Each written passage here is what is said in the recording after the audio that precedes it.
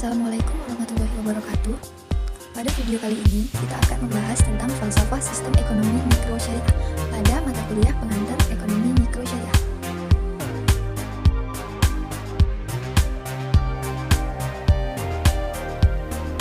Pengertian filsafat yaitu gagasan, pandangan hidup atau pandangan dunia tentang ekonomi sebagai media kognitif dan menjelaskan posisi ontologis, metodologis, dan kerangka nilai.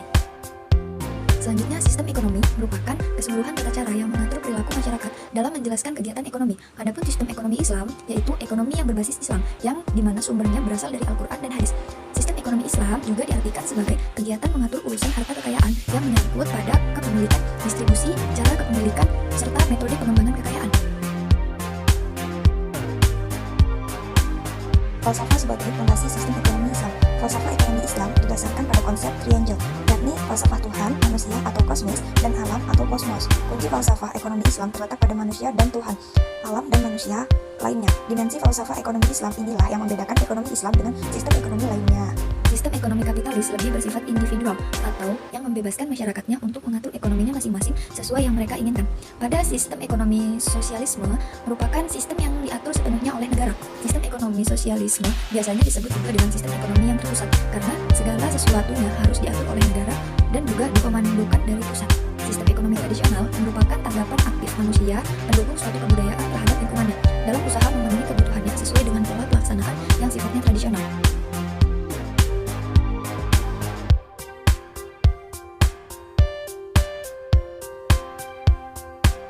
Pada sistem ekonomi Islam memberikan kesejahteraan bagi seluruh masyarakat, memberikan rasa adil, kebersamaan, dan kekeluargaan, serta mampu memberikan kesempatan seluas-luasnya kepada setiap pelaku usaha. Ekonomi Islam didasari pada 3 pondasi utama yang diimplementasikan dalam aktivitas ekonomi, yaitu tauhid, syariah, dan akhlak. Amalan-amalan syariah dan akhlak merupakan refleksi dari tauhid. Landasan tauhid merupakan sesuatu implementasi yang doruri agar syariah dan akhlak tidak terganggu. Prinsip syariah menuntun dalam beraktivitas ekonomi agar tidak keluar dari kaidah syariah, sedangkan akhlak membina aktivitas ekonomi agar selalu berperilaku dan bersikap sesuai dengan moral dan etika Islam.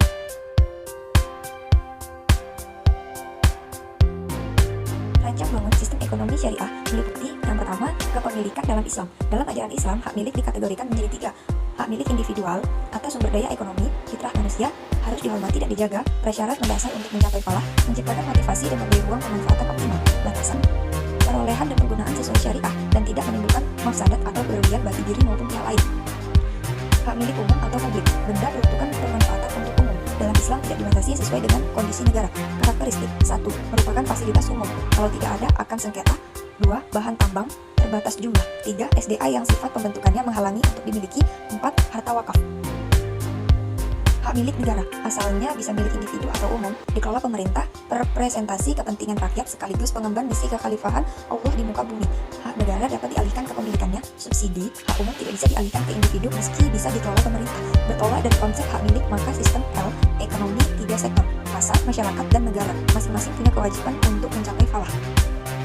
Yang kedua, masalah sebagai intensifnya ekonomi. 1. Konsep dan pemahaman terkait dengan kepemilikan membawa implikasi pada motivasi dan insentif setiap individu. 2. Harta dianggap milik sendiri mutlak, sewenang-wenang. 3. Kapitalisme, konsumen memaksimalkan kepuasan diri dan mencari keuntungan sebanyak-banyaknya. 4. Sosialisme, kegiatan ekonomi didorong insentif keamanan dan kenyamanan sosial. 5. Keduanya melihat insentif material saja. 6. Dalam Islam, insentif bisa material dan non-material. Islam memberi peluang untuk memenuhi kebutuhan individu, sosial, dan ibadah. 7. Insentifnya dunia dan akhirat, baik untuk produksi, konsumsi, maupun distribusi. 8. Contoh konsumsi barang yang halal dan thayyibah, kepuasan duniawi dan pahala akhirat. Dharma insentif akhirat. 9. Kesemua insentif maslahah. Dan yang ketiga, musyawarah sebagai prinsip pengembangan keputusan. 1.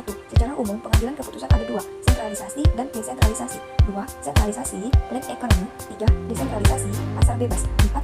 L. Individu, mesi, dan pemerintah memiliki peran masing-masing. Keduanya bisa dimanfaatkan dan diharmoniskan. Desentralisasi untuk penentuan harga, untuk keadilan distributif, sentralisasi. 5. Secara umum, mekanisme pasar berbasis nilai-nilai. 6. Musyawarah, kesepakatan berdasar maslahat, kombinasi sentralisasi dan desentralisasi.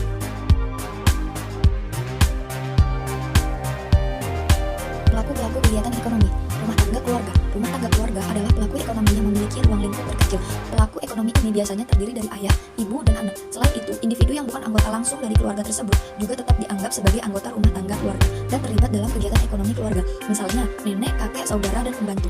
Masyarakat tentunya memiliki peran sangat penting dalam kegiatan ekonomi, baik dari sisi produksi, distribusi, maupun konsumsi.